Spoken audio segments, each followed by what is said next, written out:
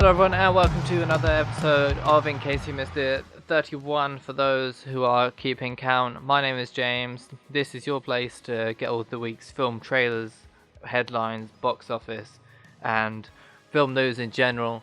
I'm not joined by anyone today. It's a bit of a quiet week. Tommy is not quite ready as well. He hasn't got his setup ready to join us once again, but hopefully he'll be there next week to discuss all the week's film news with you. But so you've just got me by myself this time, and yeah, we'll start with the trailers. It's been a bit of a quieter one, but not for trailers. The headlines has been quieter because of I think TIFF's just started, Toronto Film Festival, and I think Venice Film Festival. I don't know if that's still going on, but it was definitely going on. So there's kind of lots to talk about that in the film world at the moment. So it's kind of been a bit quiet headline wise. But that doesn't stop trailers coming out, and we've got quite a few to talk about. So let's go with the first one, which was one that I know I'm very apprehensive about, Terminator Dark Fate. I got to see this trailer came out just after we recorded last week's episode, because I was away last weekend, and so we had to record the episode slightly earlier, so we just missed this trailer when we recorded the last episode. Because it was Judgment Day, which happens on August 29th in the films, so they did a whole thing of re-releasing Terminator 1 and 2 in cinema in some places, and I got to see those on the big screen, which was great. And then they added a trailer as well to go with this, and another poster. And I've got this problem with the Terminator franchise, and it's the same sort of thing as Aliens, obviously both being James Cameron-y films. I think that what the first Terminator does well is the horror sort of side of it, and the tense, scary sort of side of it. And it does have some aspects of that in Terminator 2, but it definitely becomes more of an action genre, and I think people for an action film, and I think that's what people enjoy about it. And it is great when it's in there, but it kind of loses that. When they got to Terminator 3, they just go, right, we need to make this actiony, and you can see that with Salvation and Genesis as well, as they keep trying to one-up themselves, especially with each Terminator model. And looking at this trailer, it's still going to that actiony sort of thing, and I think that's missing out. What I'd really like to see from a Terminator film is just going back to basics. Just I don't need a new Terminator every single film. I don't like that. No, I don't think anyone wants to see that. Everyone's happy with the T800 or the T1000. I think that's what really works and what really sells it. And you can just continue to do it. Add a different story, put them in the story that works. That's what worked about T1, the first Terminator, and the second one. The first Terminator worked because it was just one Terminator. It was just people against that, and then putting in the twist in the second one of the Terminator working and protecting John Connor. That works, but I'm really struggling with this franchise. I'm not particularly optimistic about this one. The only thing that really gets me excited is seeing Sarah Connor and Linda Hamilton back in this, and that's the real selling point for this film. Other than that, I'm really sure the new Terminator model it's getting silly. I really don't want anymore. They just need to leave this franchise, I think. I don't know. I've heard the Sarah Chronicles are great on TV. I haven't got around to watching those, but just leave it there. I don't want to see any more from this franchise for a while. I obviously hope that it's good, and I go into everything, and I believe every film can be good. Given that if it's got the right team, the right people behind it, even something like the Emoji Movie could have been great if it had the right people behind it.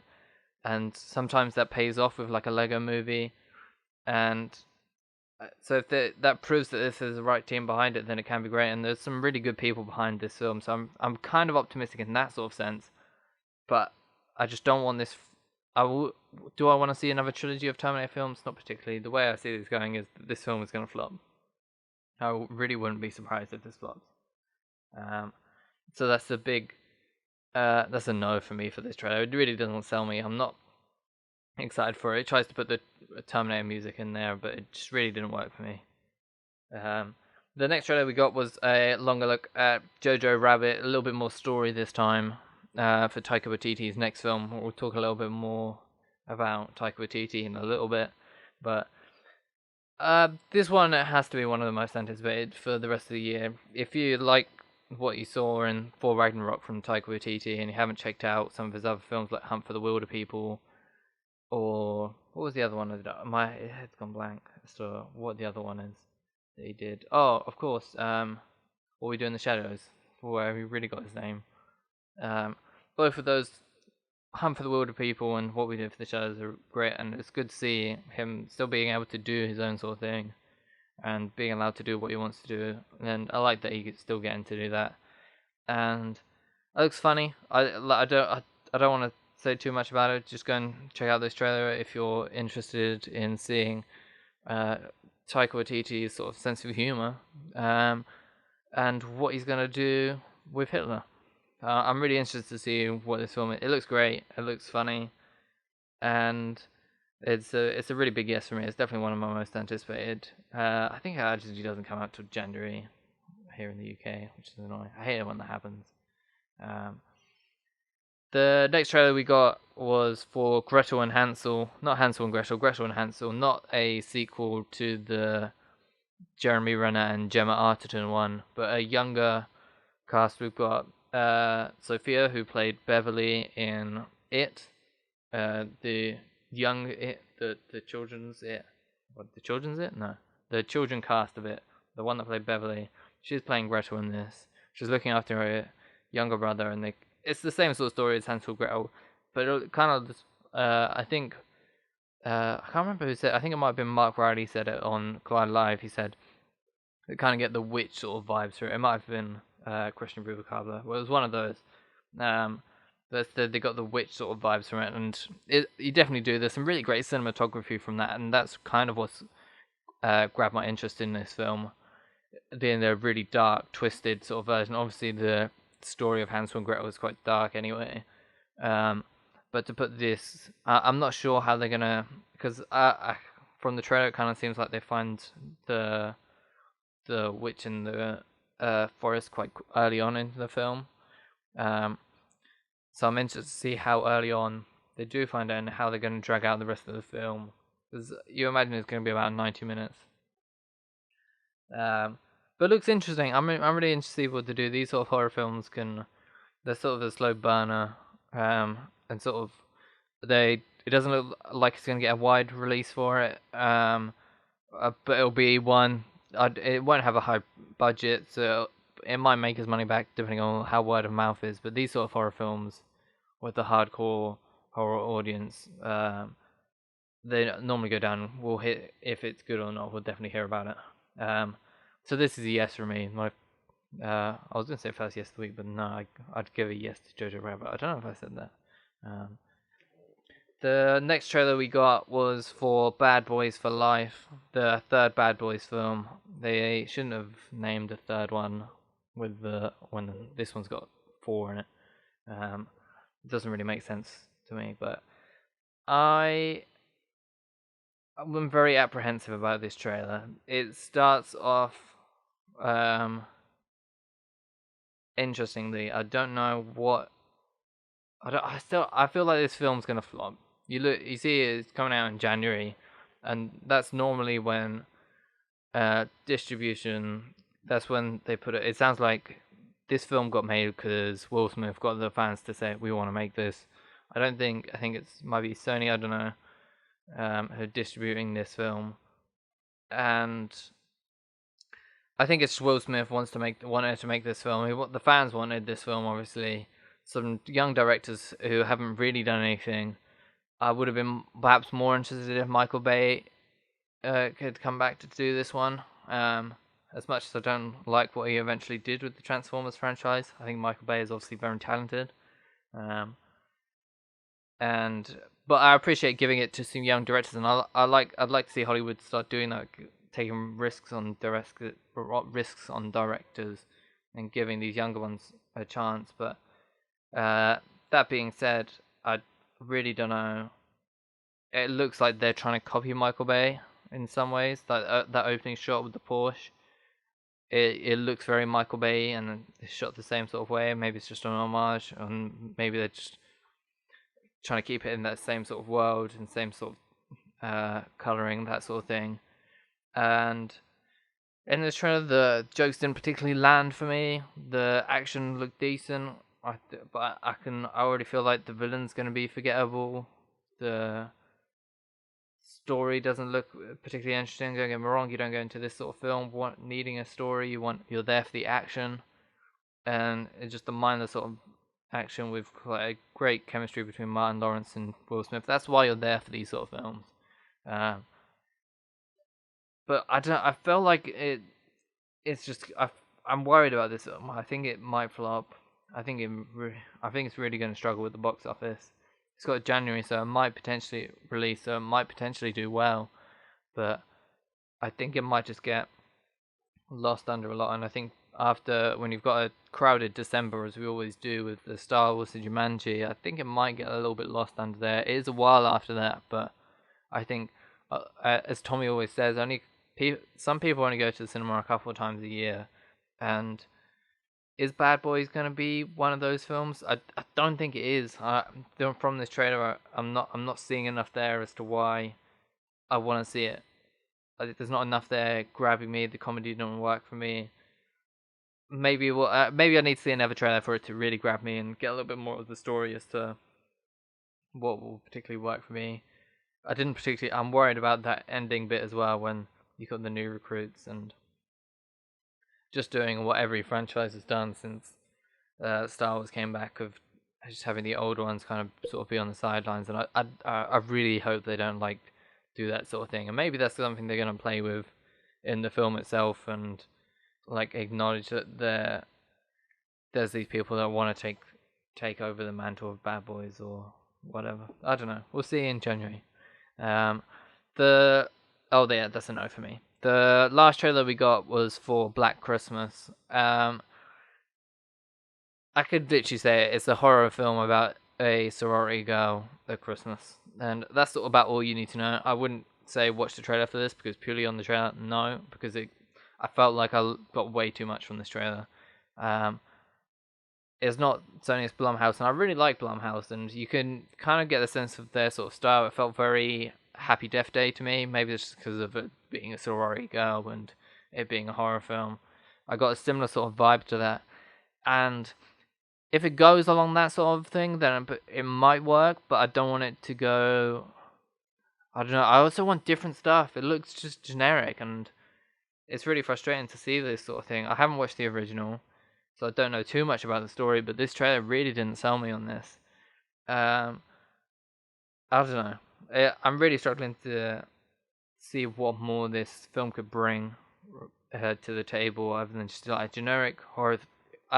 When I think of horror at Christmas, I think of one that really worked for me was the Krampus a couple of years ago, and I thought that did well. But I don't know. I really don't know. This one is another struggle for me. We've got, out of the 5 trailers this week, this being the last one I'm going to talk about this week, it's going to be a majority of no, which I wonder if that's the first time that's ever happened on this show. Out of 31 shows. I don't know. I'm tired of generic horror films. I want to see creative stuff. That's why Gretel and Hansel works. It's not obviously a story that we know, but it looks like a different sort of take on it, and having some creativity to that. And I think that's really what works. And when did the last time we saw Hansel and Gretel done properly on the screen? I personally haven't seen anything like that, the way they're doing it. But I feel like I've seen a lot of stuff that looks exactly like this Black Christmas remake. But to an extent, I trust Blumhouse and see what they'll do with it. That's it for the trailers this week, as I said. Quite a few. There are other ones that I could have added to the list, but sometimes for those smaller films, you just want to let the trailers pass you by and then get to watch it in the big screen. Because sometimes that's part of the job, unfortunately. Is sometimes these trailers spoil films. But I won't watch past the second trailer, and I'll never put those on this show because I don't want to watch them. So if I don't want to watch them, then I'm not going to talk about them. Let's jump into the headlines this week. Again, as I said at the top of the show, not a huge week for headlines with film festivals going on. It's that sort of time of year. We're getting to Oscar-y sort of season when these awards sort of films are coming out. And we're going to start getting we've got a few trailers for those sort of films already, and some ones that I'm really looking forward to. And I'm sure you'll hear some buzz. I'm sure the big buzz that's been going around is about Joker and the standing ovation that got. That doesn't particularly mean anything. I know Tommy often talks about the standing ovation that Batman v Superman got, and we all know how that turned out. Trailers headlines this week. The first one I'm actually quite excited for. It's that Tomb Raider 2 has a director in Ben Wheatley, and if you don't know Ben Wheatley, he directed a few stuff: Kill List, High Rise, and the most recent big thing that he did was Free Fire a couple years ago. And I really liked Free Fire. It's one that I think about quite often, and I get similar sort of vibes from other films, and I think that's a good thing.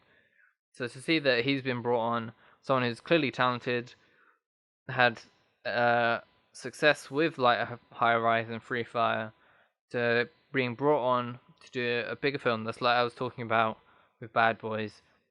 Seeing these two, like particularly those two ones that are his bigger ones, and I know Tommy's a huge fan of Ben Wheatley, so I'm sure he'll be excited for this news. And Tomb Raider is a franchise that I think I've spoken about on the show. I'd like to see them do more of. I'd like to see this become a sort of female Indiana Jones. I think that works very naturally for this. Even something like Dora, which I watched a couple of weeks ago. I got similar sort of vibes from that, as it could be a young Tomb Raider for the audience, or Indiana Jones. It's a similar sort of adventure sort of film that we don't really get too much nowadays. And I'd really like to see Tomb Raider continue. The first one was good, so it didn't do particularly well at the box office. But I think if you get talented people behind it, you get someone like a Ben Wheatley to do this. I think it's looking positive for this. I don't know too much. It looks like they'll continue. They teased at the end with their classic pistols and just the classic, her old school sort of look. I don't know too much about Lara Croft and Tomb Raider. I don't know, but it's exciting. I'm really interested to see where this goes. We've got a 2021 release date on it now, so we've got a couple of years. Obviously, only just announced, so they'll probably shoot. Maybe if he's been announced, we'll probably get some casting over the next couple of months, perhaps, and production I imagine will happen early next year, mid next year, and then they could release it anytime, depending on anytime in 2021. So that's exciting. I'm looking forward to 2021, as I do every year in film. I know next year's quite a quiet year in film, but we'll get to that more towards the end of the year. What have we got next? Peter Capaldi joins the Suicide Squad. Now, this is James Gunn's Suicide Squad. He said it's not going to be Suicide Squad 2. And we've heard a lot of rumors about who's going to be in it, and these weird like casting announcements. As it is though, Taika Waititi. I can't remember if we spoke about it on last week's show. We got Taika Waititi, Peter Capaldi now joining, Nathan Fillion joining. It's a really interesting cast that James Gunn's assembling. Obviously, James Gunn's a big name now in Hollywood, and a lot of people want to work with him, so it's not really a particular surprise that he's managed to get all these people to come on board. What is interesting is getting these smaller sort of people, like Peter Capaldi, who's not necessarily small, obviously played Doctor Who for a couple of years.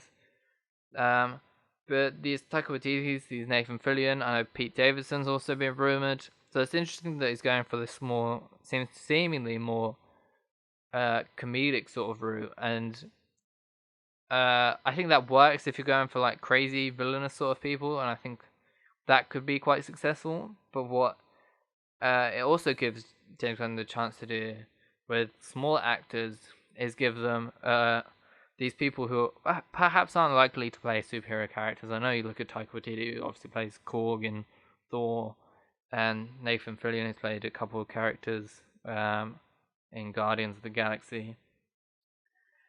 and it gives like Peter Capaldi is never going to get to be in this sort of franchise again. Maybe I don't know how this film's going to tie into the DC universe, if at all. So I'm really interested to see what this film is, and I'm actually really excited for this film.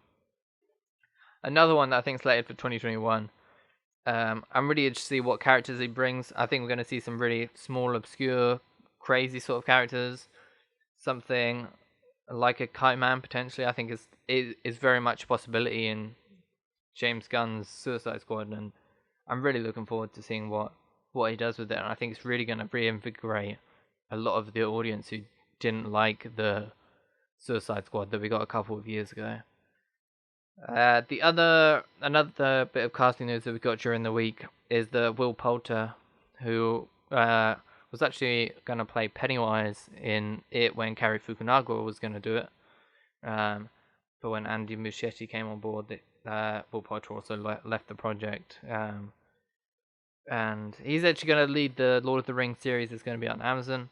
I don't know, anyone who knows me perhaps knows that Lord of the Rings is the one I talk about the least of all the big franchises, because I didn't particularly grow up on it as much. I can definitely appreciate them, but I'm really excited for what they do with this series, and I'm a big fan of Will Poulter. I really like him, and he's quite consistently really good, and I think it's a great choice to lead this series. We don't know what the role is going to be. If we did know what the role would be, it wouldn't particularly mean anything to me. But yeah, no, that's just a little headline. Some of the bit of casting is that you just kind of go, yeah, cool.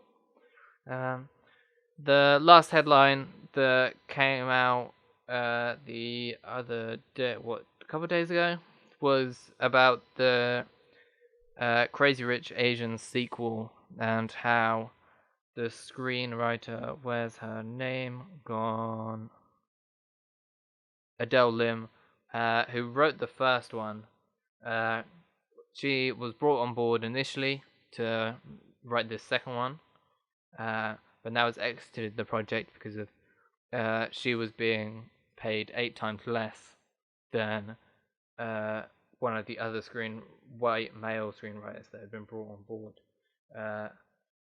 to do this next one, the sequel, whatever it's going to be called, Crazy Rich Asians 2. I don't know. It's now very interesting to see what's going to happen with this franchise, if it is going to go anywhere at all. It's I don't know. It is very difficult to know when. I think the first one obviously made a lot of money. It was actually really good. I remember touching on it last year when it came out, and I remember I think it might have been nominated for a couple of the Insider Awards, the Benjis, and in that aspect it works. It's not a surprise that it got a sequel, but when she found out that one of her white male co-writers was making way more money, 8 times more money than her, she has exited the project, which I don't know. It's difficult because the white male who's writing it, probably has a little bit more experience, and their agent can say, "Oh, this is how much we want to come in and write this film."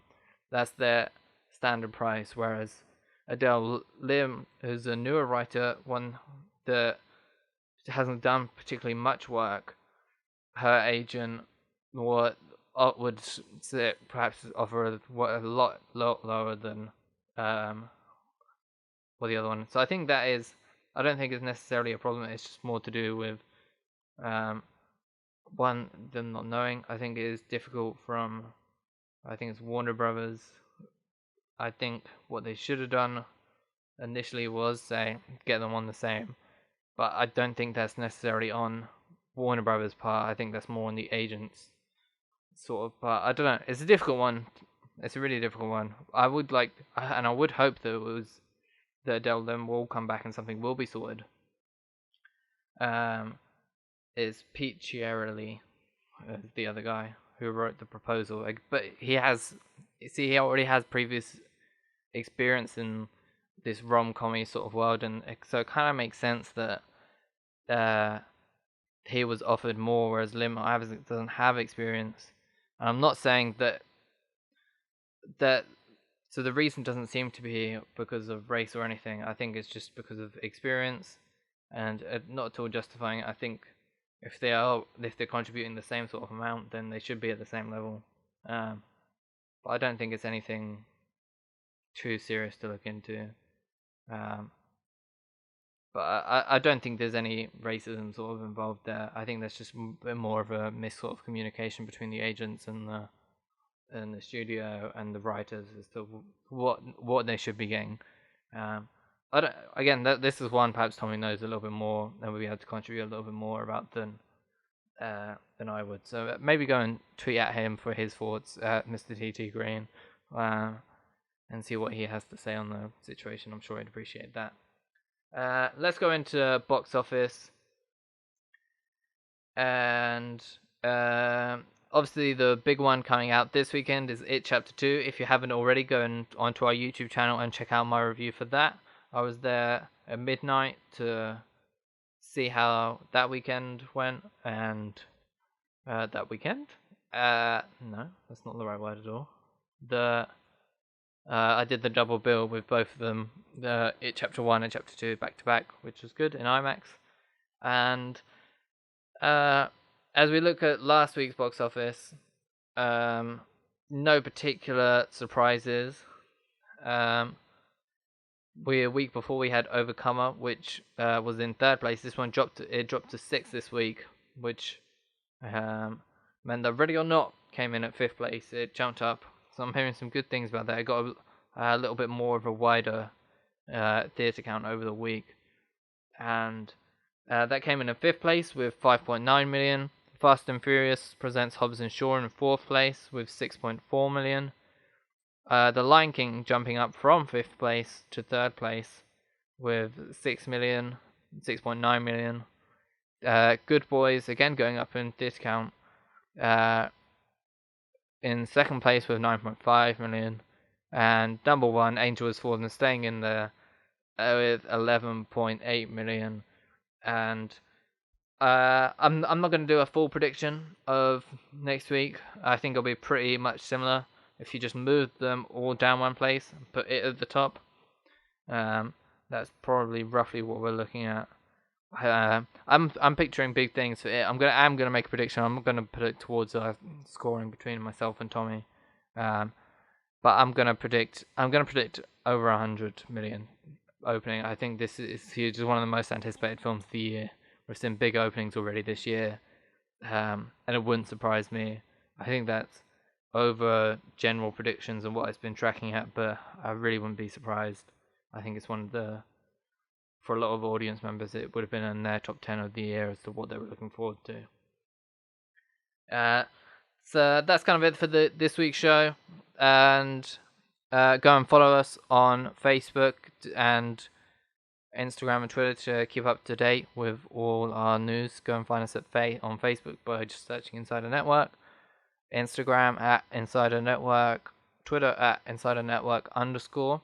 If you're not subscribed to us on YouTube, go and subscribe on there. We've got content coming on that. We've got an In 10 coming out this week from Lewis that's finally coming out. I think I teased it last week, but it will definitely be out this week. We've also got our returning show In Dispute that will also be out this week. And if you're listening to this on YouTube, then we are also on Google. No, we're not on that. What are we on? We're on Spotify. We're on iTunes. I think we're on now also as well on Stitcher. So hello if you're listening on Stitcher. You might be the first person to listen to us on there, which is pretty cool. Go and like and rate and review and do all those sort of things. You can go and find me on Twitter at Floodgate28. Go and follow Tommy at Mr. T2 Green. And hopefully Tommy will be back next week to discuss everything that he's missed. I'm sure he will talk all in depth about Spider-Man, because I know how much he'd love to talk about that. And some of this other stuff, we'll see what the week holds for us. And yeah, follow us on Facebook to keep up to date with the film news. And then you can join in the discussion in the next episode. Thank you. Goodbye.